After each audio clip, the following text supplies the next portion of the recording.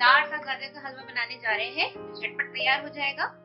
मैंने एक पैन लिया है और तकरीबन 3 किलो गाजर ली है और उसको मैंने श्रेड करके रख लिया है और अब मैं इसमें डाल रही हूँ।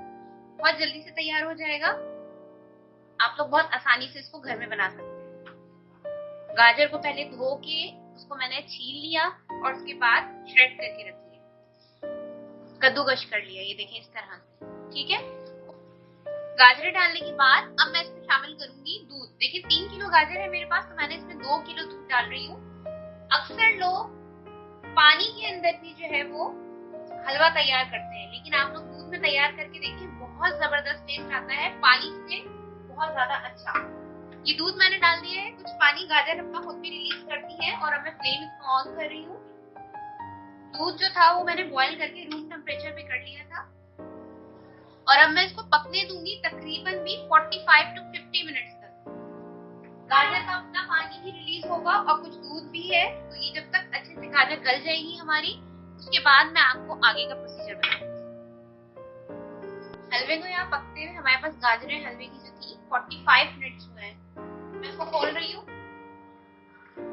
देखिए इसके अंदर पानी काफी हद तक ड्राई हो चुका है, जो दूध डाला था हमने वो भी बहुत हद तक ड्राई हो चुका है। अब मैं आपको ये दिखा देती हूँ। देखिए हमारे पास गाजरें भी बिल्कुल टेंडर हो चुकी है, बिल्कुल टेंडर हो गई है।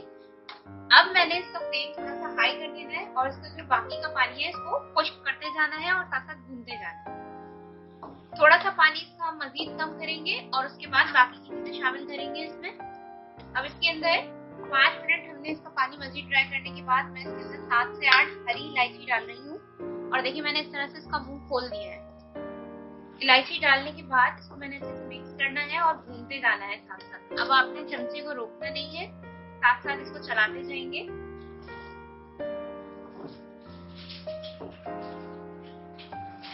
साथ ही इसमें मैं शामिल करूंगी 2 प्याली घी।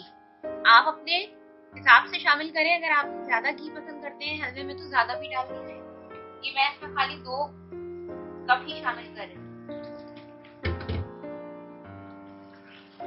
थोड़ा सा मैं बचा लूंगी, पहले मैं इसको भून लूंगी, उसके बाद बाकी का डालूंगी अगर मुझे कम लगा।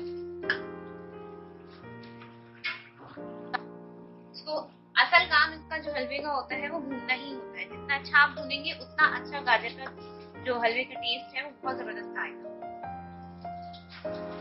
घी और इलायची डालने के बाद अब हमने इसमें शामिल करनी है चीनी।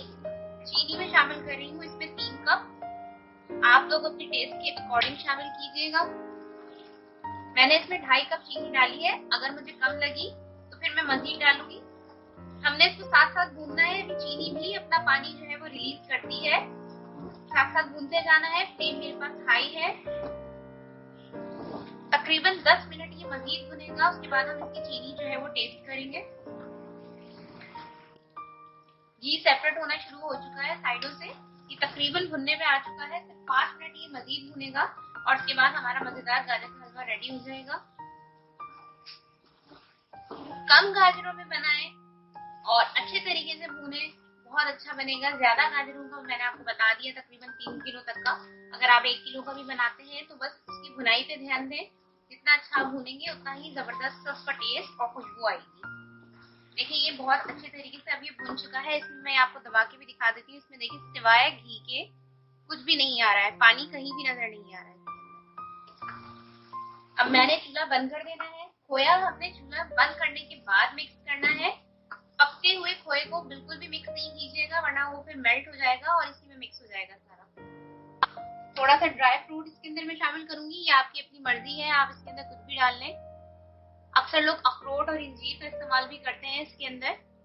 मैंने यहाँ पे बादाम और पिस्ते लिए हैं और साथ ही मैं इसके अंदर थोड़ा सा खोया भी डालूंगी। थोड़ा सा मैं गार्निशिंग के लिए रखूंगी। ज्यादा मैं इसमें मिक्स इसलिए नहीं करूंगी क्योंकि ये ज्यादा क्वांटिटी में बना हुआ है, तो तकरीबन 4 से 5 दिन रखना है मुझे फ्रिज में, तो ये खराब भी हो जाता है अगर आप इसमें खोया मिक्स करके रखेंगे। खोए को आप अलग रखें, जब भी आपने खाना है उसको उसी वक्त निकालें उसमें से जितना आपने खाना है और उसके बाद उसको गर्म कर लें। इकट्ठा एक साथ सारा गर्म भी ना किया करें। चलिए मैं आपको अभी से डिश आउट करके दिखा देती हूँ।